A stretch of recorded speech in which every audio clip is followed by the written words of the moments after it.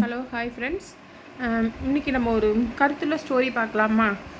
கதையின் பேர் என்ன பார்த்தீங்கன்னா, இரண்டு பூட்டுக்கள். ஒரு ஊரில் ராமசாமி என்ற ஒரு வயதான பூட்டு செய்பவர் இருந்தார். அவர் செய்த பூட்டுக்கள் மிகவும் பிரபலமானவை.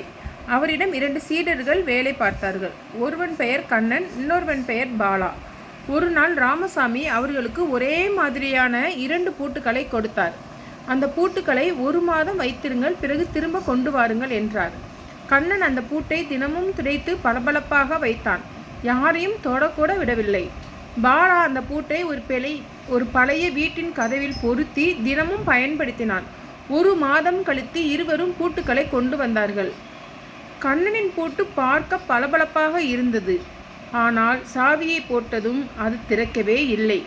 உள்ளே துருப்பிடித்திருந்தது. ஆனால் பாலாவின் பூட்டோ வெளியே பழையதாக இருந்தது. ஆனால் சாவியை போட்டதும் மிகவும் மென்மையாக திறந்தது. கண்ணன் ஆச்சரியப்பட்டான். ராமசாமி சிரித்தார்.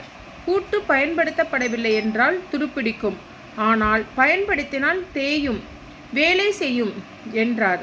பிறகு அவர் இருவரையும் பார்த்து சொன்னார், மனிதனும் இதே மாதிரிதான். திறமையை பயன்படுத்தாமல் பாதுகாத்து கொண்டே இருந்தால் அது மங்கிவிடும். அறிவை பகிராமல் வைத்திருந்தால் அது துருப்பிடித்த பூட்டை போல ஆகிவிடும். அந்த நேரத்தில் ஒரு பணக்காரர் வந்து, உங்களுடைய சிறந்த பூட்டு எது என்று கேட்டார். ராமசாமி உடனே பாலாவின் பூட்டை காட்டினார்.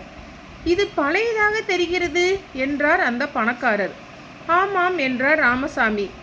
ஆனால் இது நம்பிக்கைக்குரியது. அழகாக இருப்பது முக்கியமல்ல, பயன்படுவது முக்கியம். பல ஆண்டுகளுக்கு பிறகு கண்ணன் தனது திறமையை வெளிக்காட்டத் தொடங்கினான். பாலா ஏற்கனவே சிறந்த பூட்டு கலைஞனாகிவிட்டான். நீதி. இந்த கதையிலேருந்து நம்மளுக்கு இப்போ என்ன நீதி நமக்கு தெரியுதுன்னு பார்த்தீங்கன்னா, திறமையை மறைத்து வைத்தால் அது குறையும், தினமும் பயன்படுத்தினால் அது வளர்ந்து மற்றவர்களுக்கு பயன் தரும். சரிங்களா? இப்போ பார்த்தீங்கன்னா, அதே மாதிரி இதுக்கு இன்னொன்று சொல்லலாம். அழகாக இருக்குந்தா அது நம்ம பார்ப்போம் அழகாக இருக்குது அப்படின்னு சொல்லிட்டு. அழகு என்றைக்குமே பிரயோஜனம் கிடையாதுங்க. அறிவு தாங்க பிரயோஜனம். நான் நிறைய இன்ஸ்டாகிராம் இதிலலாம் யூடியூப்பில் கூட போட்டிருப்பேன், அழகு பார்க்காதீங்க, அறிவை பாருங்கள் அப்படின்னு சொல்லிட்டு. அதுக்குமே இந்த கதை ஒரு உதாரணமாக இருக்கும். அந்த கதை எத்தனை பேருக்கு பிடிக்குன்னு தெரியல, ஆனால் எனக்கு ரொம்ப பிடிச்சிருக்கு. நம்ம கதையை பார்க்காம அந்த கதையில் உள்ள நீதி கருத்துக்களை பாருங்கள். இன்றைக்கி ஒரு சினிமா தியேட்டரில் போய் படம் பார்க்குறோம் அப்படின்னா, சினிமா படம் பார்க்குறப்போ 2 விஷயமும் இருக்கும், நல்லதும் இருக்கும், கெட்டதும் இருக்கும். ஆனால் மேக்ஸிமம் நிறைய பேர் என்ன செய்வாங்க அப்படின்னா, அந்த கெட்ட கருத்துக்களை மட்டும் எடுத்துக்கிடுவாங்க, நல்ல கருத்துக்களை எடுத்துக்க மாட்டாங்க. ஒரு 100க்கு ஒரு 25% பேர் நல்ல கருத்துக்களை எடுத்துப்பாங்க. சரிங்களா?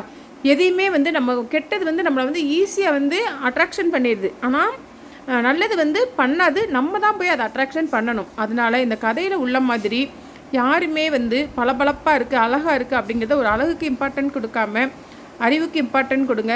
அதே மாதிரி நம்ம திறமையை நம்ம வளர்க்காமல் சும்மா ஒரு இதுக்குள்ளே இருந்தோம் அப்படின்னா நம்ம திறமை மற்றவங்களுக்கு கடவுள் படைத்த படைப்பில் எல்லாத்துக்குமே ஒரு திறமையை வச்சு தான் படைச்சிருப்பான். யாருக்குமே திறமை இல்லாமல் கடவுள் படைக்கிறது கிடையாது. அந்த திறமையை நாம் வெளிக்கொண்டு வர்ற விதம் தான் வேறு மாதிரி. ஒவ்வொருத்தவங்க டக்குன்னு அவங்க திறமையை வெளியே கொண்டு வந்துடுவாங்க. ஒரு சிலருக்கு கொஞ்சம் நாளாகும். ஒரு சிலர் திறமையை வெளியே கொண்டு வர முடியாமலே லைஃபையே முடிச்சுப்பாங்க. சரிங்களா? இதில் நம்ம எந்த கேட்டகரியில் இருக்கோம் அப்படிங்கிறத கொஞ்சம் சிந்திச்சு பாருங்கள் ஃப்ரெண்ட்ஸ். இந்த கதை பிடிச்சிருந்தது அப்படின்னா லைக் பண்ணுங்கள், ஷேர் பண்ணுங்கள், கமெண்ட் பண்ணுங்கள், மறக்காமல் சப்ஸ்கிரைப் பண்ணுங்கள். Okay friends, okay bye.